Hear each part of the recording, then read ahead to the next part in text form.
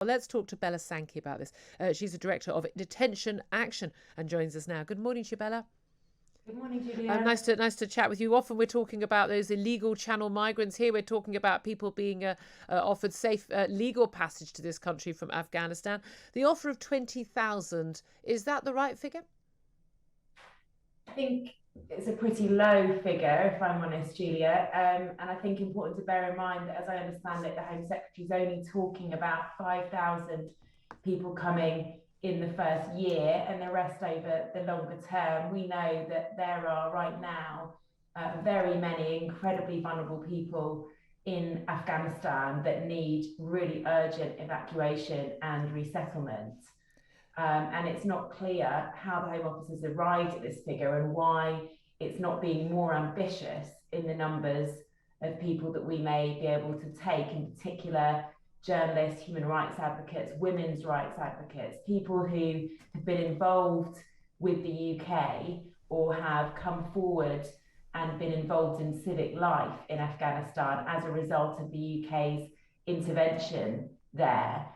Believing that they would be safe and having confidence that they would be protected. So I think we have a real responsibility, and I don't understand why we don't feel we're able to take more people. Just think of East Asians from Uganda that came here in the 1960s, around 150 to 200,000 people settled. And I think if we can be more generous in that era, I struggle to see how this figure's been arrived at. These suspiciously round figures are perhaps always questionable. Canada offered 20,000. 20,000, of course, the figure we took up from Syria as well. Again, over a long period of time. We're not talking about this as a one-off figure this year. 5,000 this year we're talking about. Of course, a number of the people who are currently being evacuated, obviously the priority has been British citizens, passport holders. We've got British people, there, on holiday, people who've gone there for family weddings and the like, who've been trapped there and trying to get home, and obviously British diplomats and the like. But also those interpreters, those who have worked, as you mentioned, for the military, for NGOs.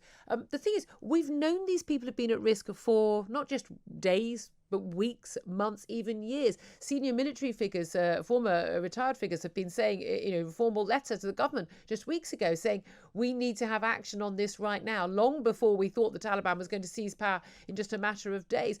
Why has the government been dragging its feet on this issue? The government, I'm afraid, always drags its feet on these issues. We know that the Home Office is at pains to remove as many people as it can from the country, often with little care for their fate when they arrive elsewhere. So, to put this into perspective, we forcibly removed over 10,000 Afghans from the UK since 2008.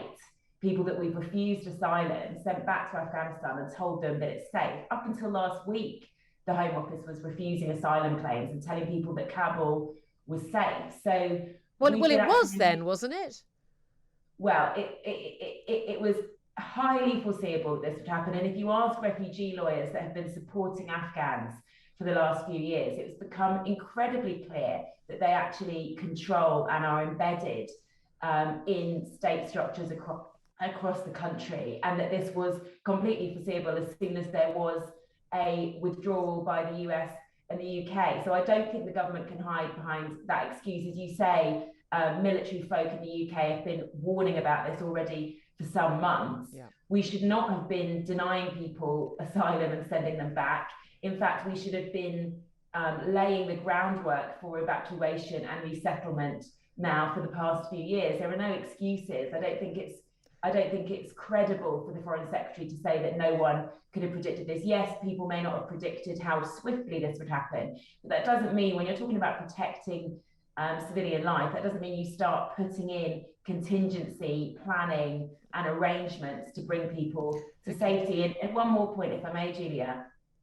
The Home Secretary is talking about resettlement. At the same time, she's taking a bill through Parliament that would have the result of criminalising an Afghan woman, for example, who manages to flee the Taliban today. She doesn't hang around to see if she might make it onto Priti Patel's resettlement scheme. She manages to get out today with her kids, and she manages to make it to the UK somehow, possibly to join family here, Possibly she pays a smuggler, but she arrives on UK soil. Priti Patel would have her put in prison. She would have her denied any right to claim asylum automatically because of the means by which she's travelled here. And she would have her indefinitely detained in a prison-like facility, possibly offshore.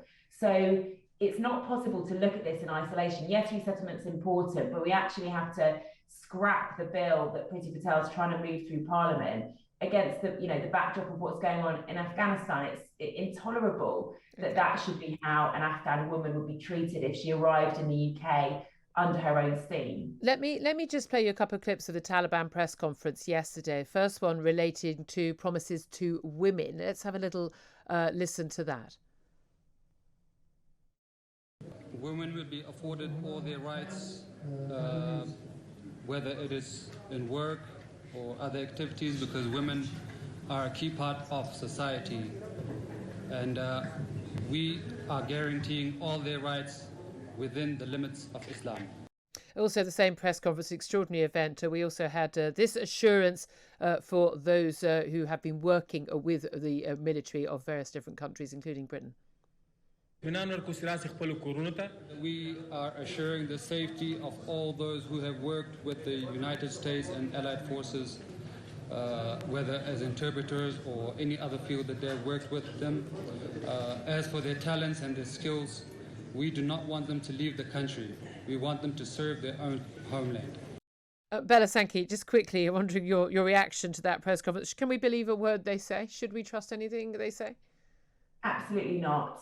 The Taliban are mass murderers. This is not historic. This is in recent memory. I have Afghan clients who managed to escape their terror and come to the UK, having had their parents killed by the Taliban in the last few years.